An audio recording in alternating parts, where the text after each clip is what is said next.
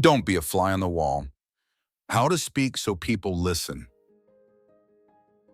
Sick of being ignored, interrupted, or talked over? Then stop sounding like a whisper in a world of noise. Let's be real. Your ideas are getting lost not because they're bad, but because your delivery is invisible. Do you find yourself repeating things because nobody heard you the first time? Do you watch others get credit for ideas you mentioned earlier, but nobody noticed? Do you leave conversations feeling like you barely existed in the room? You're not broken, you're untrained. And the difference between being heard and being ignored isn't about what you say. It's about how you say it. Today, we're transforming you from background noise into someone whose words carry weight and whose presence commands attention. We're covering 5 power moves. First, diagnosing the invisible syndrome that's keeping you forgettable. Second, killing the verbal fluff that dilutes your impact. Third, how to command attention without raising your voice. Fourth, the body language that speaks before you do. And fifth, the strategic power of intentional silence. 1. The invisible syndrome. You're forgettable, not unworthy. Here's the brutal truth. You're not being ignored because you're unworthy. You're being ignored because you're forgettable. And that stings, but it's also fixable. The invisible syndrome happens when you've trained people to tune you out. You speak without conviction, you bury your point in qualifiers, and you deliver your thoughts like suggestions instead of statements. You become conversational wallpaper, present but not particularly noticeable. This isn't about your intelligence or your worth. Smart people get ignored all the time because they haven't learned how to package their intelligence in a way that commands attention.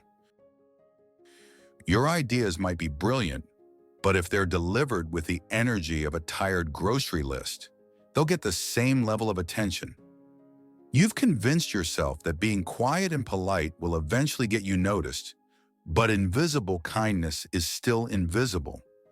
You think that if you just wait your turn and speak softly, people will lean in to listen.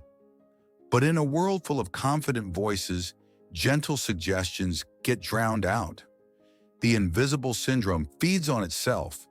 The more you get ignored, the more you doubt your ideas.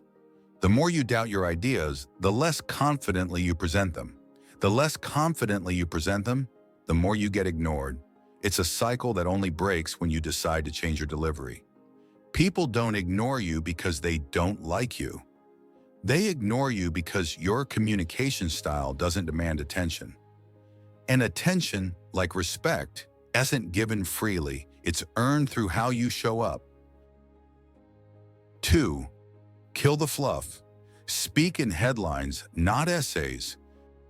Time to cut the verbal clutter. You're drowning your main points in unnecessary explanations, apologies, and qualifiers. Every word should land like a punch, not a ramble.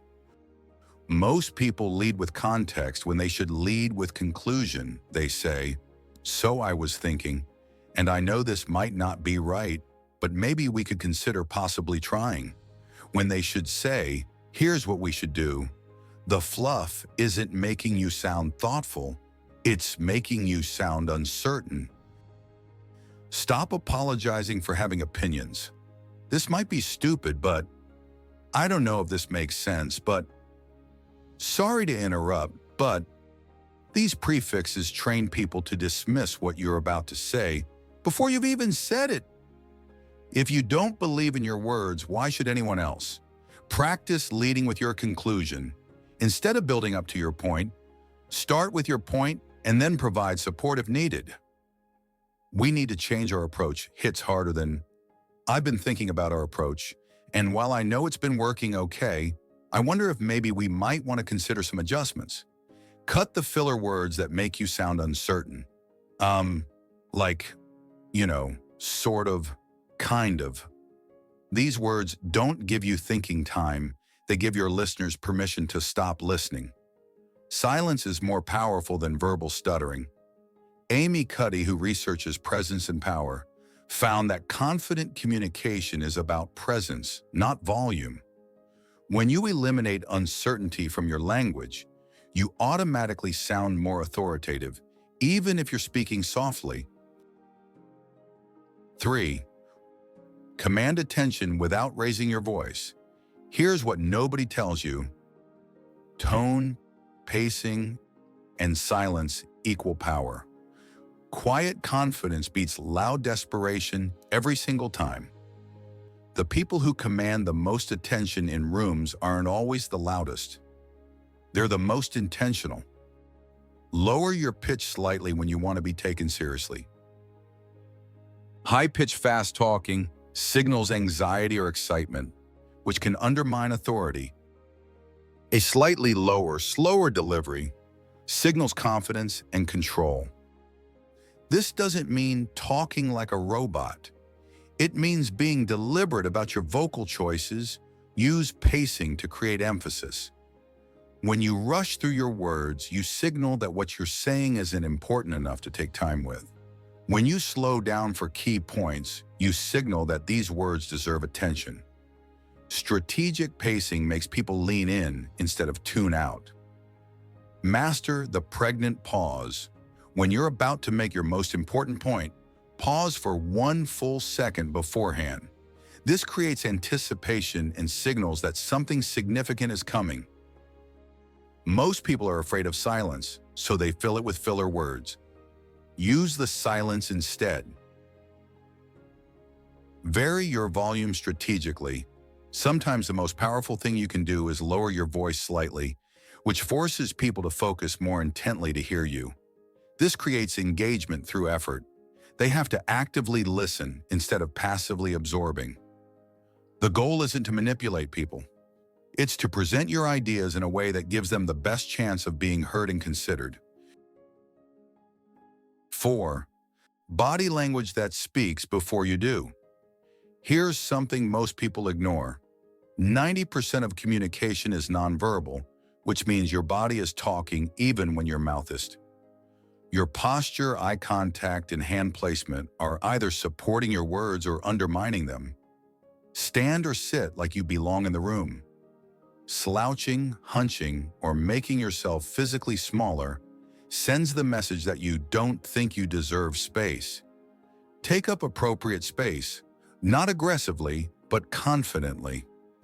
Your physical presence should match the importance of what you're saying. Eye contact is your secret weapon. Look at people when you're speaking to them, not at your hands, the table, or over their shoulder. When you avoid eye contact, you signal discomfort with your own message. When you maintain appropriate eye contact, you signal confidence and connection. Keep your hands visible and purposeful. Fidgeting, hiding your hands, or constantly adjusting your clothes creates visual distraction from your words. Use intentional hand gestures to emphasize points, but don't let your hands become the star of the show. Your facial expression should match your message. If you're delivering serious information with a nervous smile, people will focus on the incongruence instead of the content. If you're presenting an exciting opportunity with a flat expression, your energy will undermine your enthusiasm. Albert Mehrabian's research on communication found that when tracing congruence between words and body language, people believe the body language. This means your physical presentation isn't just supporting your message, it's often overriding it. 5. Stop over-explaining and master strategic silence. Here's where most people sabotage themselves. They don't know when to stop talking. Clarity is confidence, and over-explaining signals that you don't trust your original statement to stand on its own. If you keep defending yourself, people will start doubting you too. When you make a point and then immediately start explaining why you made that point, you plant doubt in your listeners' minds. You're essentially saying, I'm not sure you'll understand this, so let me explain it again in simpler terms. Make your point and then stop. Let it land. Give people a chance to process what you've said before you start adding qualifiers and clarifications. Most of the time, your first statement was clear enough, and the additional explanation just muddies the water. Strategic silence is louder than filler words. When you're comfortable with pauses, other people have space to respond, ask questions, or request clarification. When you fill every silence with more talking, you prevent genuine dialogue from happening. Want people to lean in? Shut up. Some of the most powerful communication happens in the spaces between words. When you pause after making an important point, you create space for that point to resonate.